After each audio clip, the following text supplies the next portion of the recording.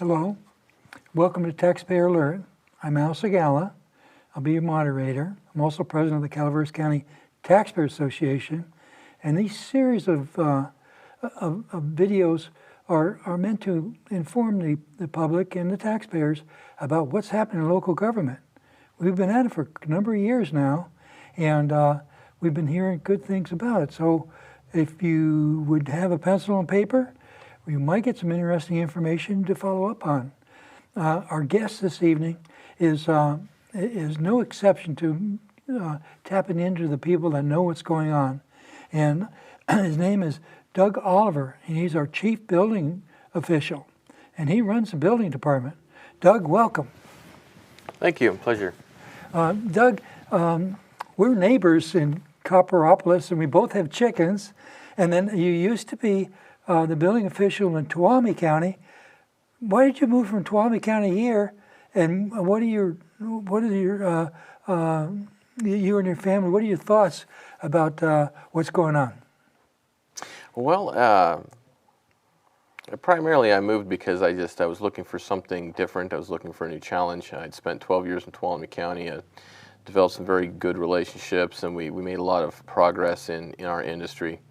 It just felt like it was time for something different, and I guess I heard a call to serve my own community. I had been serving communities for approximately 22 years, from Hollister, San Benito area, all the way through to Tuolumne County. It just never once had I ever served the place I lived in, and I've lived in Copper for the last 8 years, so I'd gotten kind of used to the people, used to the culture. And I've always enjoyed the rural communities. So it called to me. It was time to make a change. Well, anybody that has chickens has got to be okay. Well, no, you have some really some things new things at the building department. Can you talk a little bit about what your plans are? Well, yeah. When the Board of Supervisors interviewed me for this position, I told a story about my ideas, about the mindset of how a building department should run, and they liked what they heard. So I'm trying to implement that, and overall we're working on changing the mindset of government first and foremost. There's a lot of small changes that are being implemented over time, but primarily what we're looking to do is remove the stigma of having to come to a building department and get permits. Nobody wants to get building permits. If they do, it's few and far between. It used to be a moral decision to abide by the rules and do what is right. And if there's a rule that says you need to get a permit, you do that. But over time, especially in California, with the amount of regulations that have continued to grow, more and more the mindset of the individual isn't governed by the moral decision so much as the financial. And because government is what it is, there's a cost for permits, and sometimes that cost is a little too high. And if someone is going to go pay a $150, water heater purchase because something went bad in their home, they don't want to come into the building department and pay for a $200 building permit just so we can inspect it. Oh, that'd be terrible. so these, it's hard to explain what goes into the cost for generating a permit, but ultimately the message was, you don't want to go in there. It's just a bunch of bureaucracy. Well, ultimately, the purpose of a building department is safety. Public safety. Public and the occupants of any structure. If there's going to be people in it, there's a level of safety we have to afford. And so what we want to do in this change of mindset is adopt a education first mentality. There's three key components that a building department is, and for anyone who's listening who wants to be a building inspector, this is a question that may come up in an interview. What are the three key components, and how would you rank them? And the order of ranking, really, first, we are educators. Right. More than anything. Our job is to take what the state has given us and find a way to present it to the public so that they can understand it, and then hopefully appreciate it and then follow through with the moral obligation and the safety obligation and come and work with us on obtaining permits. The second is the administration, and as administrators, we are, once again, we're taking that code, but we're finding ways to implement it, and implement it in a way that is easy for the public to come in and work with us. So just having a code out there that says you must build this tall, it doesn't help if it isn't sold appropriately to the public, or there isn't a permit process that's simple enough for people to want to come in and abide by those rules. Right. And the third is the enforcement angle. That should be the last. Enforcement is essentially trying to gain compliance for the folks that didn't understand that they needed a permit or didn't understand the rules and did the best they could. And now it's our job to help them gain compliance. So when anyone hears code enforcement or code compliance, they think we're coming out there and we're forcing them to do things. We can't force anyone to do anything, and that is one of the negative aspects, is that the impression of government is we're coming out there to make people do things. That's not the case. So change. Well, we have a U.S. Constitution. This is true. We don't really, it's not our business to make people do things, it's to encourage that compliance. Right. And so the change in mindset is really geared towards getting rid of what, as I understood, as I've lived here for the last 8 years, there's always that sensibility that the building department wields power and they force you to do things, and it's not, and that should never be the case. No one should ever look at a government agency and say, ooh, we don't want to get on their bad side. Now, that's not the case at all. It's the opposite is true. Right. Our department shouldn't be getting on the bad side of the public. We want them to participate with us in gaining compliance. So in understanding those three key components, we're changing the mindset in our office, and the staff is very excited about what we're doing now, because in changing the mindset, we look at every process that we're doing with that same idea of, can the public understand it? Can the public, interface with us? Are they going to feel that it's worth the price they're paying? And are they going to be happy at the end with the service they're provided with? So much of the things we're doing to streamline are really, first and foremost, is it easier for them? And if it is, then the next step is it easier for us? Right. Well, ultimately, both will be true. If we're going to make a change, both will be true. Right. So, and this leads to a lot of our processes. We have new permit software that we're implementing over time to the fullest extent, which currently is allowing us to speed up the plan review process and automate our inspection scheduling, automate our recording of inspection data and things like that. Within the next year, we should be seeing real-time data on our county website, and the public can actually access it, request inspections, look at their results online, look at their reviews, so they can see everything we're doing, and it will be constructed in a way that it's easier for us because there's less paperwork. It's all right in front of you. Now, what's the comparison on the time for checking, say for residents? What would be the comparison in checking plans for somebody who wants to build a home between now or before you came and where you want to be? Are we talking about weeks, months, years?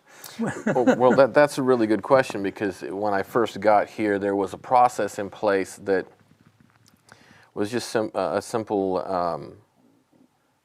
I guess I would call it misunderstanding, that led to at least an extra month in the plan review process for pretty much anything that was bigger than a shed.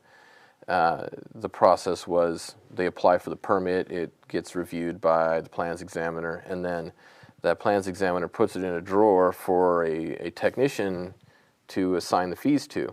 Right. Well, when you're really busy, the permit technician is at the front counter issuing over-the-counter permits, right. So these in the drawer wait.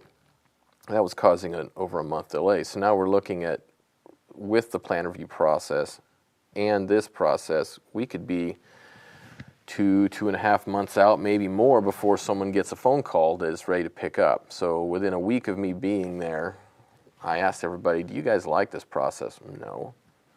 You know, are we getting a lot of complaints? Yes. Okay, well, do you think we could just have the plans examiners assign the fees and call them when it's done? Well, yeah. Okay, Cool. well, that So- just so got rid you- of a month right there. That's huge. Yeah, well, and see, when staff hears that, they're encouraged to do more. The public doesn't know about that. No, and right now, unfortunately, because we had a code change, and we'll talk about that in a little while, we had a rush of people trying to get their plans in before the new codes are adopted. So we have a bit of a lag, but we can recover from it fast because we don't have that extra loop in the system. Right.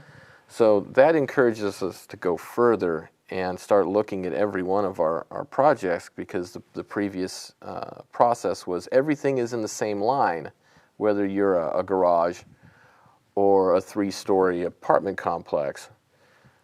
You're all in the same line, so that garage is going to wait for the month and a half it takes to get through the apartment and everything else. Right.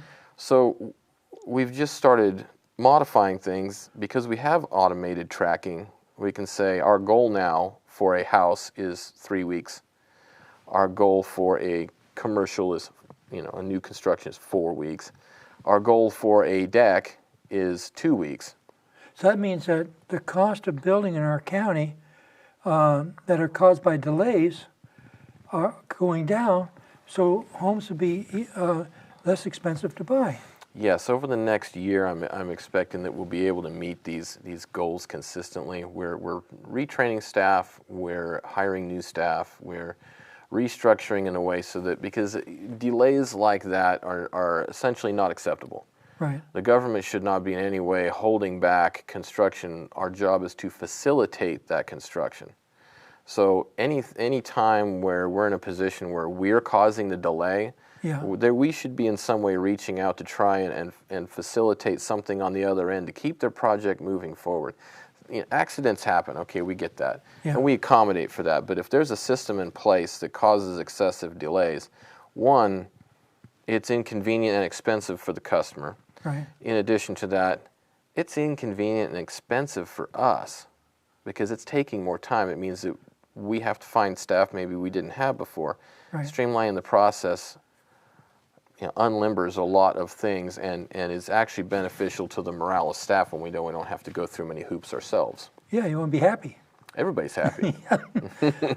Well, now, how about communication with the building industry? Do you have a database of all the contractors that are here, and where you could put out the word about something that would be important to them? Well, I wouldn't say we have a database of all the contractors that are here. We don't necessarily keep watch over people, but we do have, who... I mean, who would sign up? Oh, well, yeah, we do have the database provided by the State License Board. Okay. And everybody who comes in to get permits are verified against that.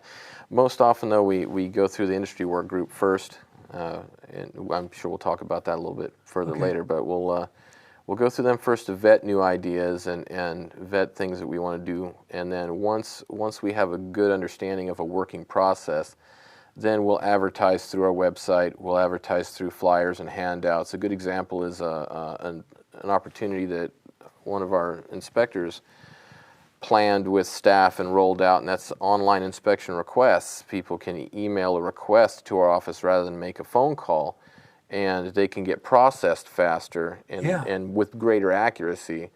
And by doing that, one of that and a few other things, very soon we'll be going back to 24-hour turnarounds on our reviews, our inspections, rather than the 48 hours that we currently have. So little things like that, we get out through flyers, we get out through word of mouth of the inspectors, spread it in the field, we put it on the web page, and when we have a larger volume that requires training, we'll often, we will be, now that I'm on board, we'll be scheduling public training that will be free to the public, and offer 1 hour to 2 hour sessions where we talk about a section of the code that has changed that's important, or new procedures that we'd like people to participate in. Right. The future will be online permits for small projects. I feel for those roofers that have to drive all the way from Arnold to apply for one permit and drive all the way back. It'd be really nice if they could just log onto their computer at home or buy a permit on their phone and print it out. Yeah. So we're heading there very soon. I'm hoping to have some testing on something like that within the next 6 months to 6 to 8 months. Are there professional organizers or consultants that can help you? You may not be inventing the wheel. This may have been done before. Maybe there's some service that you could access that would help you, where you don't have to reinvent everything over again. That stuff that already works, you can kind of copycat. No, you're right. In fact, there's a few different building department organizations. You have California Building Officials, and you also have the County Building Officials Association of California. They're a very tight-knit group of building officials throughout California in two different layers of government, essentially. And we've all had meetings and talked about this and developed it. And I've also had the advantage of developing a similar program for Tuolumne County. Me and my staff over there at that time had developed online inspections, online permits, and it was very effective. And I want to roll out something very similar because thankfully this county has purchased the same software that I've used for 12 years. So yes, it gives me an advantage. Yeah. So we regularly chat with our neighbors and gain feedback on how they're being successful and what challenges they have so that we can make something that works for this county. What is the bottom line results in Tuolumne County of updating their system to getting more internet oriented? In other words, where'd they start and where are they now? Well, before I left, what we had found with implementing online systems like that is the workload doesn't necessarily change. Right. We still have to process a permit. We still have to do an inspection, whether it's electronic where we're looking at a series of pictures or out there, driving out there and walking around the building. It's the same process, and it takes similar amounts of time to do the job right. The benefit is entirely on the customer's side, and it's all made up in the amount of time they save between layers of the process. So if the application is an electronic form rather than a handwritten form, and you signing covers 3 pages of paperwork, that saves them time. If they can pay online, once again, more time savings. With online permits with multiple inspection types, if we offer electronic inspection, for instance, re-roof is an excellent example. You have 2 inspections. You inspect the roof when they've torn everything off to make sure there's nothing bad that they're going to cover up. Right. And then we inspect the final. Well, that means they have to wait for us to show up to finish the roof and then wait for us to come back so they can get their final check. Right. An electronic process allows them to take all the pictures they need, send them in with an inspection request, and get to work on covering the roof right now.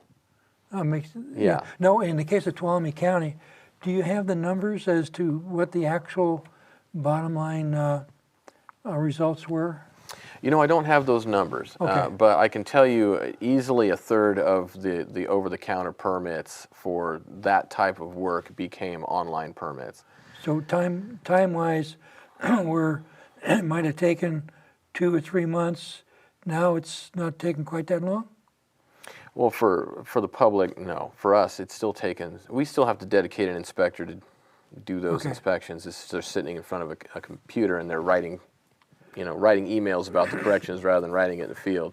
But it has become a simpler process because there's a standard in front of the contractor. If they want to participate in this program, right, they know exactly what they need to show us. Right. And so the proficiency and the level of safety goes up too, especially with solar. We offered solar electronic inspection.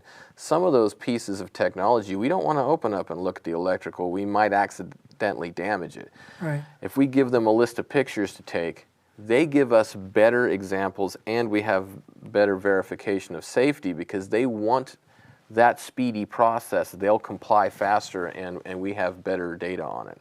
So we've had a lot more success in the realm of solar permitting and inspections. Re-roofs were a good example. Water heaters and things like that. Plumbers love. They don't have to come in. They can get 5 contracts, sit at home, get 5 permits from their couch, and they're ready to go. They don't have to spend any gas or have to worry about going back and forth. So it's more of it's a very, very positive thing that we want to move forward on as soon as possible here, because we've seen some very positive results in other counties, especially where I came from. Emergency generators have become popular because PG&E has shut down power to avoid possible fire. Mm-hmm. And I think they're saying they're going to continue doing that and maybe do it more. So that means that if they turn off your power, if you don't have alternate power, solar or generator, then you're kind of dead in the water. Right, and I would say for all the folks at home that are thinking about it, it's a very good idea, but it's incredibly dangerous when it's done wrong. We've seen fires. We saw a fire the last time they shut the power off. There was a fire related to a generator that wasn't installed correctly. One of the biggest safety concerns is when someone decides to wire it directly into the panel without the safety shutoffs. Right. The great thing about electricity is it'll go from high voltage on the lines down to the voltage you need for your house. But when you plug it in and run it backwards, the reverse is true, and it goes from little power to 10,000 volts, and right. a poor PG&E lineman doesn't know that. Right. He doesn't know there's a generator, and that's when injuries happen or deaths. So I would say there has to be a switch that completely separates the public power from the generator power. Right. And it's most of them are automatic features. I recommend the automatic transfer switch. Okay. But the end result is this is a perfect example of why we need that the education to improve and get it out to the public. That hey, these are important. Water heaters can blow up. They're incredibly important that we inspect them. Generators, very important. Fire and electrical hazards are huge when generators aren't hooked up right. Please come in, get the information. We've streamlined the process to make it easier to get those generator permits out, because we want people to get those inspections. And right. Fire departments really appreciate it as well. So yeah, it makes everybody safer. Absolutely. One of the things that we plan to talk about is the rural dwelling ordinance. Yeah, so the Board of Supervisors, in talking about the housing situation, they've encouraged what they were calling Title 25 ordinance, and that's a section of state law under the heading Owner-Built Limited Density Rural Dwelling, and it essentially is a measure of, I guess you would say, property rights. It's kind of a property rights issue. As an American, as a Californian, you have the right to make certain decisions for yourself, and a lot of the laws that are designed for housing are designed around making sure a building is safe, primarily because you may not be the owner, and there's a landlord, and they have responsibilities to protect your safety. And guess would go in the building, and even though you can build it to commit suicide, you don't have the right to force somebody else to join you. Exactly. So in the realm of property rights and general liberty, they have this clause in state law, and you're allowed to enact it in a local government and say, we are going to allow an owner who intends to live on the property and live in the building. They are allowed to construct the building using the codes as a basis for approval, not using the exact letter of the code. And that grants a tremendous amount of flexibility, and in an environment where we have a lot of codes that govern construction right now, right. It can be viewed as a financial boon to the owner who wants to just build a home that they can live in for the rest of their lives, right. and they don't necessarily want all the bells and whistles. That can also be extended to things like family recreation cabins or hunting lodges or things like that, but the ultimate result is someone can come in with a set of plans and say, I'm going to put it on the title of this parcel that this is an owner-built dwelling, and I only want one outlet in each room. Or maybe I don't want power. I want to use some other form of lighting. Maybe I don't want sprinklers in my house. Maybe I don't want windows in certain places. Maybe I want to build it out of whiskey bottles. So, you could name your material and say, I want to show that it works similar to what's in the code, and then we can sit down and negotiate that out and make it at least safe. It may not meet the highest standards of the adopted codes, but it will afford a level of safety for that occupant that they're essentially agreeing that this is what they want to live with. You mentioned sprinklers, and that caused me to think about a new way of putting out fires that doesn't involve water. It's called halon, and it's approved for like airplanes and places where there's high electronics. And if you want to put out a fire there, you do more destruction than you would than what the fire is causing. But halon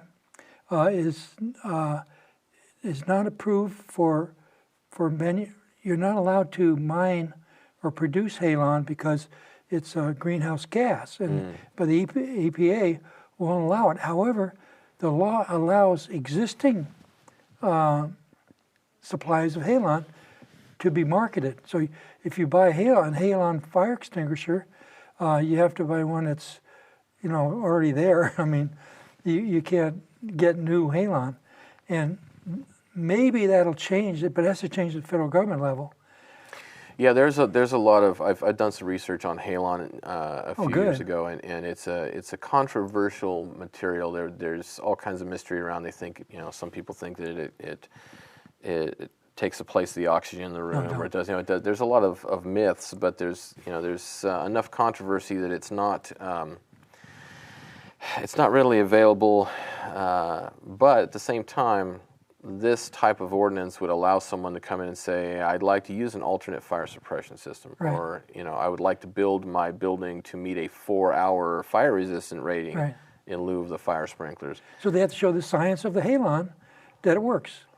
Yeah, or something similar to that. Something that's factual.